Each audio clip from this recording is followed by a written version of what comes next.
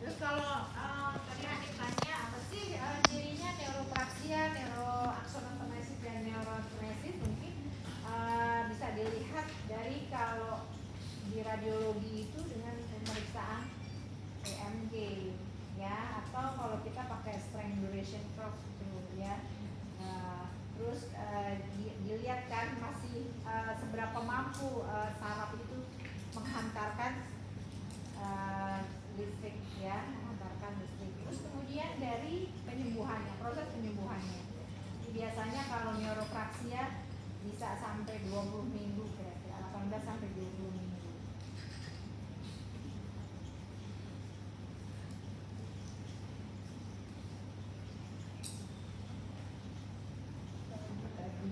Kalau prosesnya nanti kita lihat aja di beberapa gambarnya di sini ya, terutama untuk yang bayi-bayi.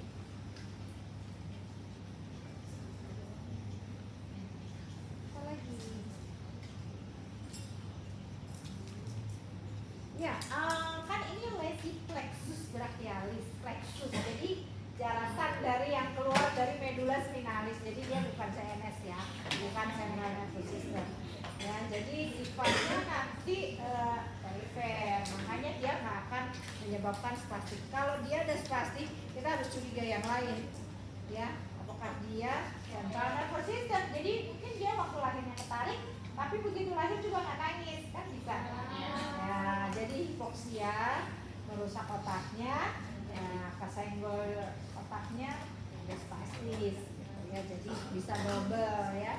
Tadi ada yang sampai avulsi, sampai apa namanya tulang ininya nih, klavikulanya apa namanya fraktur gitu ya. Ada yang kita punya dulu pasien seperti itu ya, sampai fraktur. Dan kebetulan saya udah beberapa tahun ini nggak menemukan kasus ini. Iya. Jadi mungkin karena sekarang orang udah banyak memilih kalau begitu bayinya besar, cesarean. Jadi memang resikonya lebih besar. Ya. Oke, nanti akan dilewatin apa-apa yang belum ya.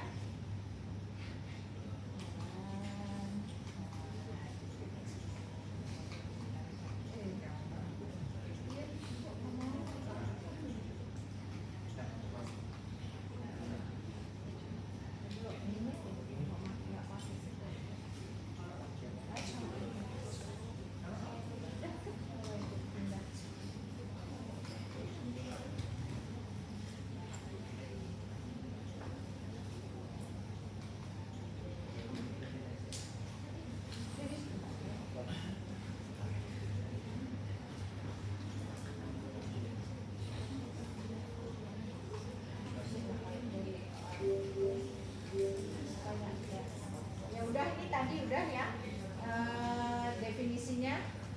Lanjut ya. Jadi ini ada nanti ada plum ya, ada palsy disebutnya ya, ada yang total semuanya, dan yang mungkin belum disebutkan di sini nanti kita ada pemeriksaannya ya.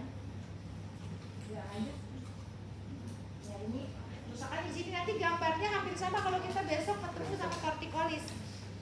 Ya, kalau torticollis kan ini ya, sternocleidomastoideus otot. Tapi kalau ini pas tertarik yang kena sarafnya. Ya. Ya ini kan tadi ditanyain kayak gimana sih prosesnya? Ya biasanya bayi besar.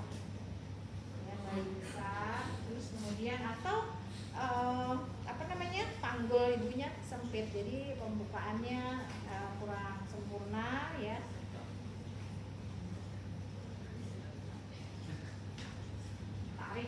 Tarik atau pemakaian forceps atau apa namanya tuh. Nah, kita lihat ada tang ya, ada forceps atau vakum. Kalau vakum tuh persis kayak sedotan WC.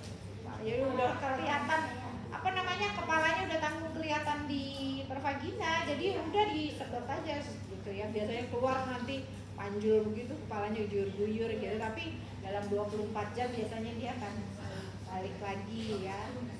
Tapi kalau pakai forceps kan tang di sini biasanya juga ada yang sampai luka di sininya ya, karena Pokoknya yang penting ditarik gimana supaya menyelamatkan bayinya. Ya ini apa namanya, kerusakan sarafnya. Nanti ada yang mana yang ke medial cord, mana yang ke lateral cord, itu jadinya apa? Mungkin lihatnya di sini ya, ini gambaran klinisnya. Jadi mulai dari gangguan geraknya mulai dari abduksi, ya, eksternal rotasi, jadi dia nggak bisa gini, nggak bisa begini, dan nggak bisa gini. Jadi nantinya masalahnya apa? Bukan masalahnya, apa namanya, jadinya polanya apa? Kalau dia nggak bisa gini, dan nggak bisa gini. Jadi gimana? Nah itu tadi ujian gitu pertanyaannya. Jadi posisinya akhirnya kayak disebutnya kan gini, kayak waiter stick. Jadi kalau ada waiter stick yang nganterin makanan itu dikasih, zaman dulu sih gini ya. Kalau sekarang kan nggak disediain kotaknya, silahkan memberikan tips di sini. Makanya disebutnya dengan waiter stick, makanya gini, kita aja. Jadi nanti kalau ditanya apa kelemahan ototnya, ya itu kan ini ketarik ke dalam kan, berarti yang lemah adalah ya kebalikannya. Oke, ini kebanyakan disebabkan oleh persalinan karena kita konsentrasikan di bayi ya.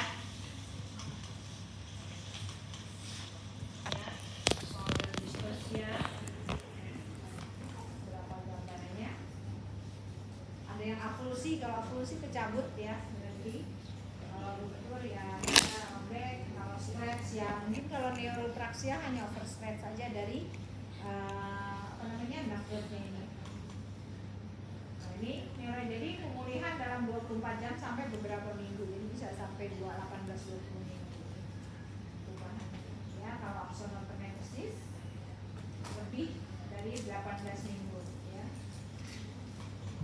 Ya, kalau udah sampai ke tempat saya sih biasanya yang neurokinesis. Kalau di luar negeri, jadi dia nggak nunggu lama, langsung kalau dia memang masih bisa sarafnya disambung, dia operasi sambung. Tapi kalau di kita tuh belum.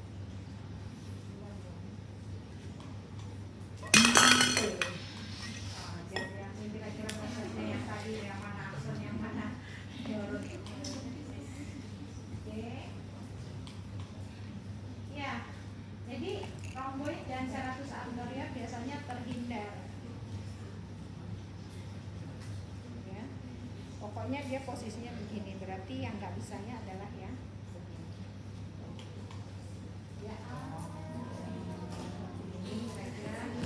Tidak tahu kenapa di ekster sama dia bisa begitu kali. Nah ini kalau dewasa, ya. Kita harus lihat juga gimana ini nanti. Tadi saya bilang dia bukan progresif. Kalau progresif nanti kita belajar lagi besok yang SMA dan DMP, bukan SMA dan SMP, bukan ya. Nah itu kasusnya progresif, jadi apa yang boleh dan apa yang tidak boleh. Kalau ini kasusnya non progresif, jadi benar-benar karena trauma ya. Nah ini kecacakannya ya begini lama, kan kita tahu sendiri. Kalau ya lebih lanjutnya dia akan skoliosis. Tapi sebelum terjadi skoliosis, kira-kira terjadi apa dulu nih? Kontrakturnya apa yang kontraktur?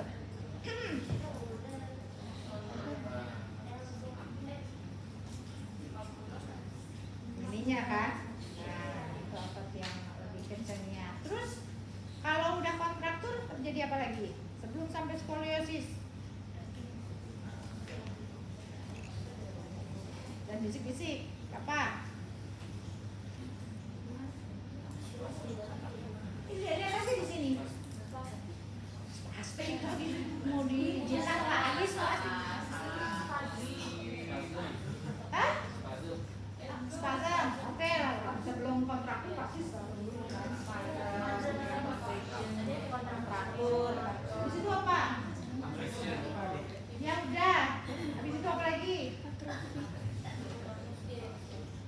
Kelihatan nggak di sini panjang lengannya berbeda? Ya, kenapa panjang lengannya berbeda? Tunjuk tangan aja nih biar. Kenapa? Ada wings scapula. Ada wings scapula, jadi tangannya pendek. Oke lah, itu kan dari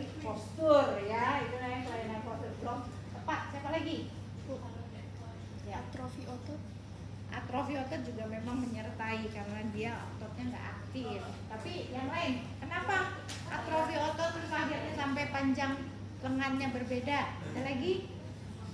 Tidak ada kayak proprioception, jadi Tulangnya tidak dapat. Oke, bisa ada yang melengkapi? Jangan dengar kan belum melengkapi. Kali aja lebih lengkap ya. Ya kan itu hasil akhirnya deformitas.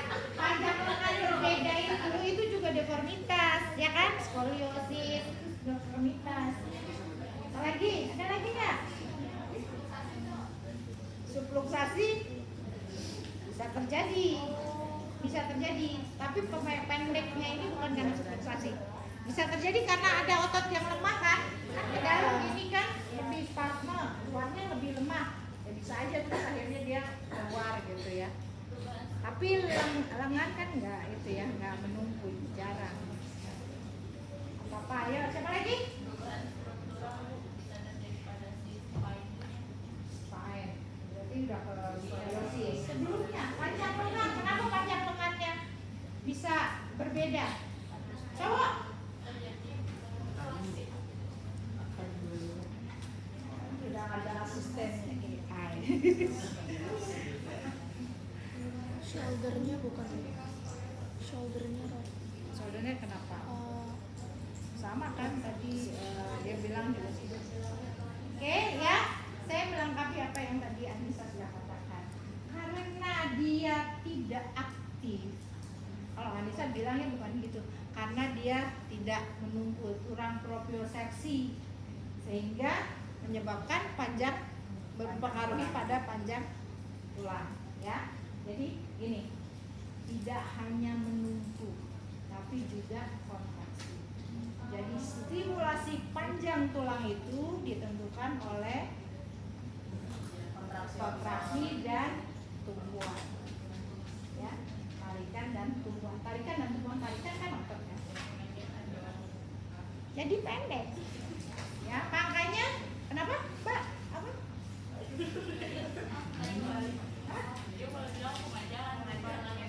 Oh. Ya. Jadi kenapa nanti di dalam intervensinya kita seringkali menahan dia untuk di posisi merangkak. Merangkak, tahu merangkak? Apa merangkak? Kita tukar lagi, apa merangkak?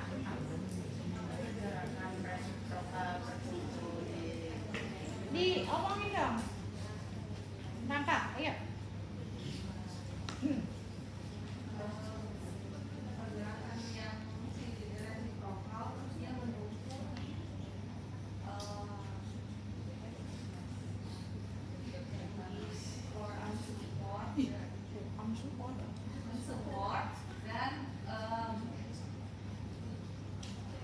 Nggak kenal itu sama yang mampunya ya. Jadi kita tahan diri posisi tangan menumpuk, jadi biarin aja dulu dia merangkak ya. Nanti belakang-belakangannya harapannya kita sih dia masih bisa mengejar untuk panjang lengan, tapi biasanya memang tidak.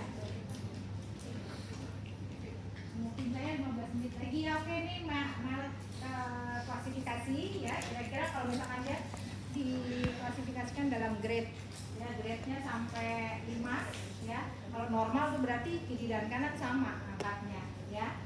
Jadi kalau misalkan grade 1 ya dia nggak berfungsi, yang atas ya untuk abduksi ya. Kalau grade 2 dia yang satunya di sini dia cuma segini ya. Grade 3 ya separohnya ya. Grade 4 dia nggak bisa menyamai dengan yang satunya. Ini udah yang paling bagus nih ya. Saya punya pasien dulu kayak gitu sampai kelihatannya gimana nih, dia sampai udah bisa jalan gitu. Ternyata kalau saya kasih latihan di bola jadi turunnya lambat, beda ya. Jadi dia yang mengalami lesi itu turunnya lambat. Yang orang ini kan jatuh dia gini kan, dia lambat. Oke ya, kalau untuk pada saat istirahat gambarannya seperti itu. Kalau kita bisa begini kan, sama kan, sama-sama kita bisa begini, itu grade-nya 6. Nah kalau yang nggak bisa ya dia posisinya sama. Nah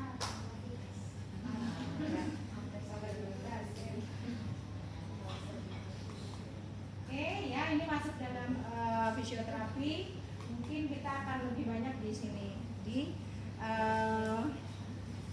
buku pemeriksaan.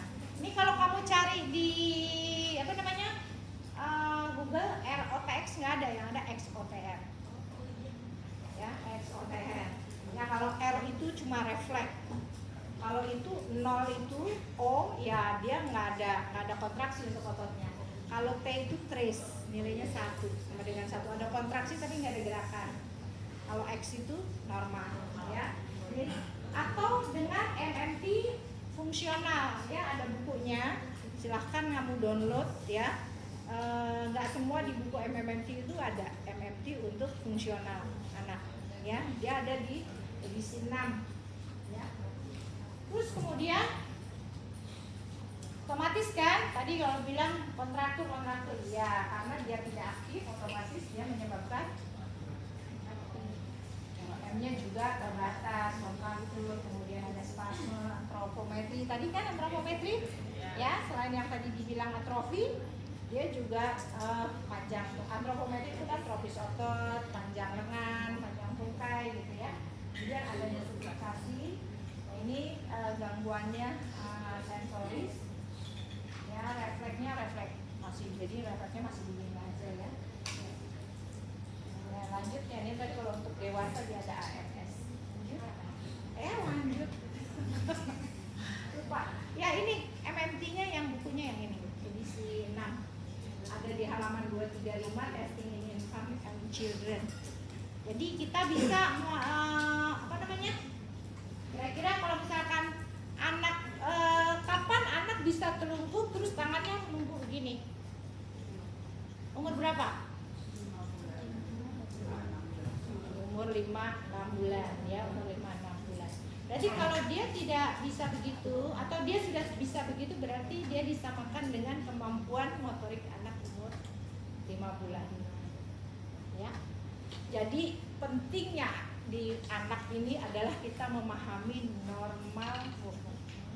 Yang milestone normalnya itu tuh pegang dulu, ya. Kalau Anissa mungkin tahu karena punya pengalaman pribadi, ya kan? Saya juga itu saya catetin dulu, saya punya anak itu kapan dia mulai bersuara keluar, ya keluar kata, kapan dia mulai menghasilkan kalimat, ya. Ya nanti ya kebetulan fisioterapi ibunya ya. Oke, sehingga diagnosanya sebenarnya kalau diagnosa yang sekarang tadi kan pakai ICFCY ya. Terus kemudian bisa juga dengan diagnosa panjang. Jadi gangguan fungsi bermain. Terganggu nggak sih sebetulnya bermainnya? Iya. Oh, pasti terganggu. Kapan dia kelihatan terganggu? Mungkin kalau tangannya kiri kan nggak masalah, tangan kanan main aja dia makin begini.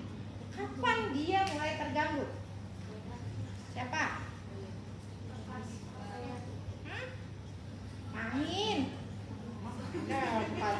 Pakaian. Pada saat dia bermain apa yang kelihatan paling terganggu? Anaknya udah umur 1 tahun nih.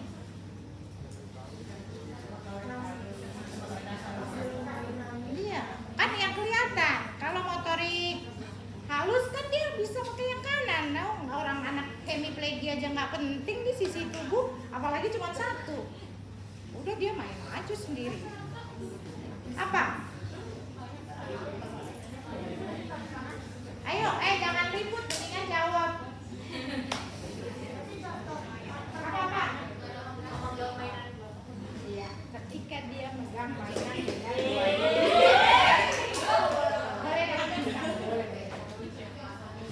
ya, jadi makanya nanti latihannya ya adalah dia suruh megang mainan yang cukup besar, jangan yang kecil. Kalau yang kecil dia 1 aja bisa. Jadi dia harus ya besar. Perasaan kamu di ruangan besar ini jadi lebih cerewet deh. Kemarin waktu di sana nggak gitu-gitu amat ya. Nggak senang gitu, lega gitu ya. Ya, jadi terus kemudian apa? Mainan. Letakkan mainan di sisi yang lesi, biar dia ngambil. Tapi kalau dia udah ngerti, justru mainannya diletakkan di sisi yang sehat, biar si yang dengan lesi ini ngambil. Ya, oke. Ya, tadi masa sudah di positioning ya, nanti sebetulnya harusnya ada apa namanya tuh laken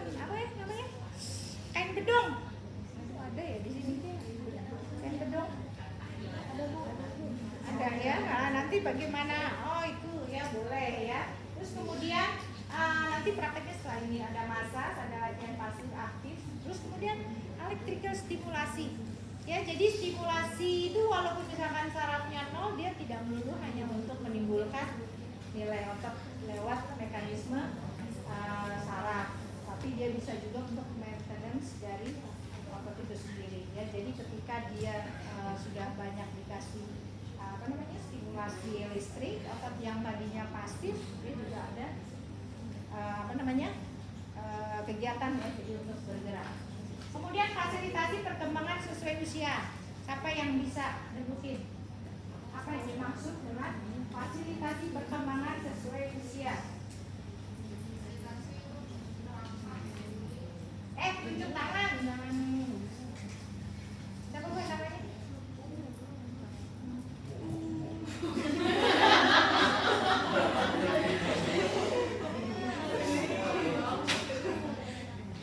Saya punya pasien namanya Umi Kalsum.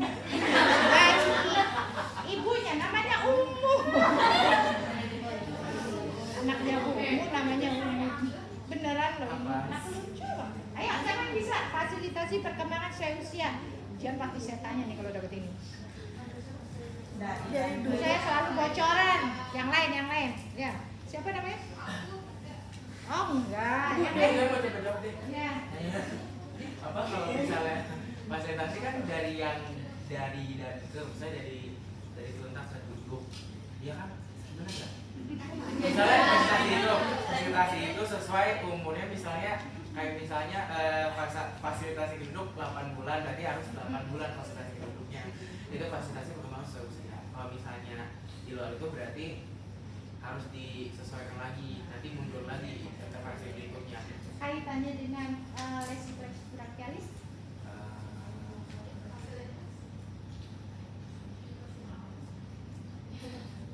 Kaitannya. Ada apa sama? Tar dulu. Siapa? Iya. Ada. Tapi kamu bagaimana?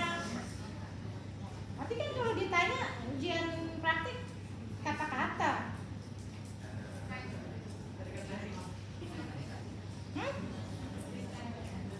Fasilitasi. Cuman fasilitasi pada perkembangan sesuai usia ini apa maksudnya? Apa?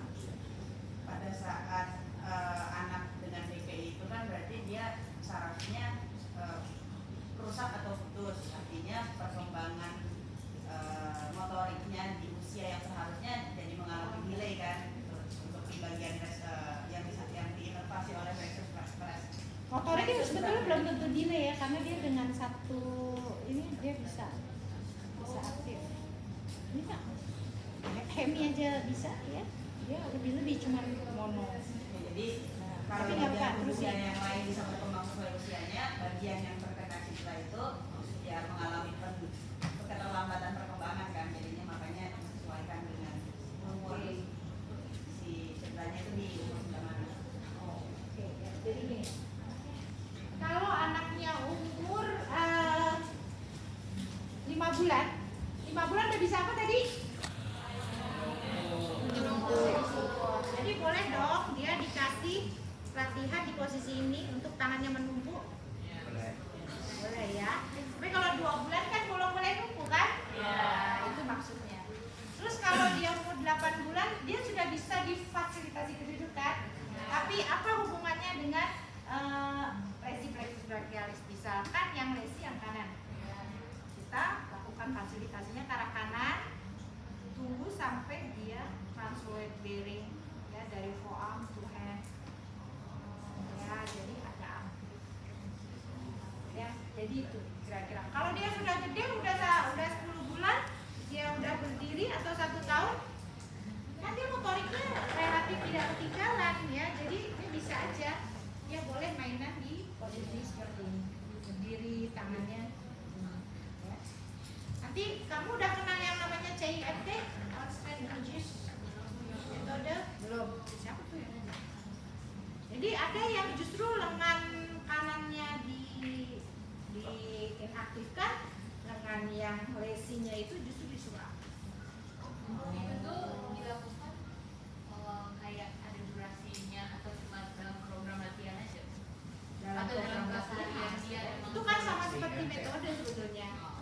udah berobat metode CIMT. Kalau saya sih lihat anaknya ya, reaksi anaknya.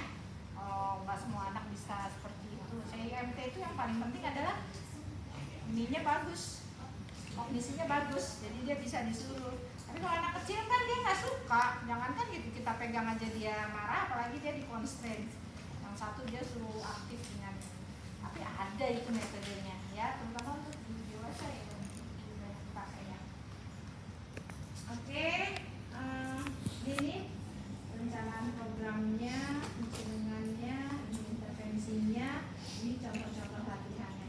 Saya kira kita ada yang mau tanya boleh, tapi setelah ini kita tinggal praktek kan, nanti kita nunggu teman-teman dari kelas B untuk datang ke sini. Ini semua udah tinggal prakteknya. Ada yang mau ditanyakan? Sama ya, semua udah ya. Ada yang mau ditanyakan? Ya. Tadi yang katanya pertanyaan electrical stimulation tadi kan tadi untuk mengontraskan otak. Jadi supaya untuk dia atrofi aja atau ada tujuan lain? Tergantung kerusakannya Pak. Kalau dia aksonomesis dalam kurun waktu 18 minggu ya, atau 18 minggu plus, kita bisa merangsang sarafnya. Ya, merangsang sarafnya supaya si sarafnya baik sehingga kontraksi ototnya bisa. Nah, kalau dia neurotomesis kerusakan berarti fokus, ya kan, berarti dia kan memang nggak bisa. Ya kita tetap biasanya tuh kalau ES kan berarti kalau misalkan dia nggak bisa supinasi, ya kan? Kita taruhnya di sini kan supaya dia bisa, ya kan? Supaya dia lebih bisa. Yang terjadi sebetulnya ya otot yang kuatnya itu kadang lebih. Jadi kita harus memperhitungkan intensitasnya itu. Kalau udah belajar kan electrical stimulasi, dia harus belajar gimana dia cukup aja, cukup. Jangan sampai dia kalau bergerak malah yang terjadi malah balikannya. Salah kita. Jadi untuk maintenance itu sekarang kan ada tuh yang murah-murah tuh, yang 1 jutaan, ya. Jadi ibunya udah disuruh pakai aja, dikasih tahu titik-titiknya. Apa dia toit yang lemah, ditaruh di situ ya. Ya, dia kan biasanya ada beberapa anak yang memang kalau neurogenesis ya sensibilitas itu tidak terganggu. Jadi dia sebenarnya dengan yang circuit gitu dia nggak terlalu berasa. Tapi kita tahu masalahnya seperti ini, berarti kita harus buat seperti ini. Kita pokoknya ini anatominya kita jadi